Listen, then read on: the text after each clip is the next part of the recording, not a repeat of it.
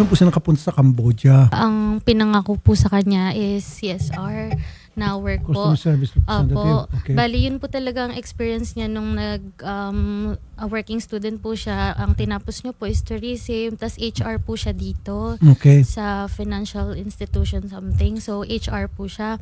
Bali, yung high school classmate niya po, biglang may inalok na perang malaki. Hindi, bali, malaking step din po sa amin yun kasi siya po ang pinakauna sa magkakapatid na idadala sa ibang bansa. And pinangako po is, meron naman daw na mga kakilala niya. Ano na pong posisyon, anong trabaho na Ngayon to? po, ang sabi po is CSR. Tapos CSR may, din? Opo. CSR. Tapos may pinangako pa nga po na higher na Position. position po. Kasi since Siyempre, mas may- high position, mas high yung sweldo. Opo, yun po. Magkano sweldong pinapromise? Ang ano po talaga is 80 per month. Wow. Siyempre, sobrang. Of course, Opo. mataas yun. Opo, yun Tapos po. CSR. Opo. Kaso pagdating po doon, ano nangyari? Ayun na po. Bago pa po siya makaalis ng Pilipinas, bali, in-isolate pa po sila dito sa Pilipinas na parang something po na condotel sa malapit po sa NAIA. Parang inano po sila ng 6 days or 5 days po, mga ganon. Hindi na po namin naintindihan kasi kahit So wala pong communication, in short, wala pong dokumento sila, proper document. Opo, bali tourist po. Tapos Ay, ang sus. sabi po is papangakuan sila ng working visa pagkarating po sila bago mag-work. Bali may working visa na sila. Ma'am, alam niyo na po ano yung the reason why we're calling dahil meron pala tayong mga kababayan dyan na nahuli po sa Cambodia dahil sila po na traffic at mali po yung mga dokumento binigay sa kanila kaya nakakulong ngayon. Aware po ba kayo sa status po nila ngayon? Sa 23 Filipinos? Opo. Actually po, ang ganda ng timing ng ating yung pagtawag po. Kasi nga po yung meron kaming hinahanap. 23 na grupo na nandoon nga sa scam farm na ang sabi ay dinala sa pulis.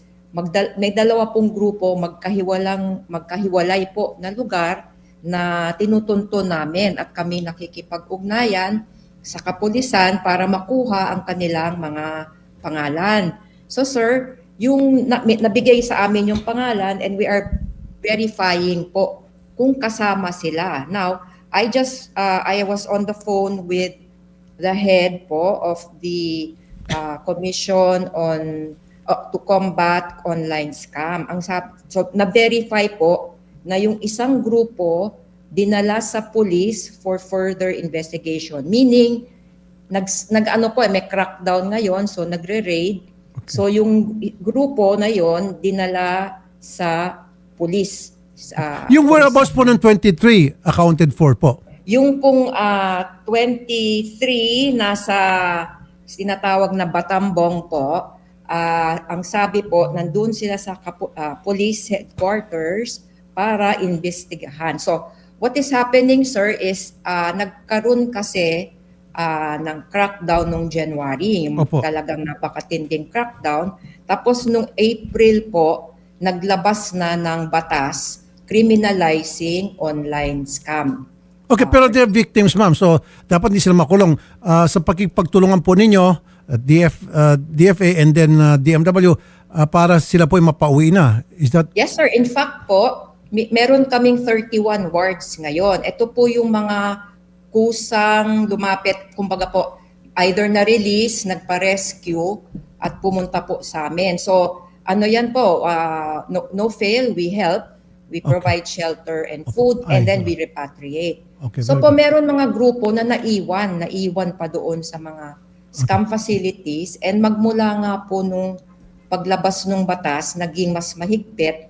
So instead of makarating sa amin agad, pinaprocess muna po yata sila ng police, and this is what we're trying to verify.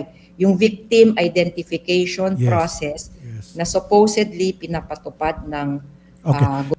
Sa tulong niyo po at ating DFA para mapauwi na po itong mga nabiktima ng human trafficking dyan sa Cambodia. Sige Opo, po. makakaasa po kayo na kami hahanapin namin sila at tutulungan. Maraming salamat po. Ambassador Flerida Ann Camille Mayo, Philippine Ambassador to Cambodia. Thank you po, Thank ma'am. you, sir. Thank Thank you, you. sir. Maraming salamat po. You came to the right place. Ako po yung chairman ng DMW. Kaya masusolve po natin yan, promise. Baka next week at the most nandito na. Pero may proseso po yan, ha? Alam ko. siguro mga 5 days, Malaman ko lang po. ma-repatriate na po sila. Thank Safe. you. Okay?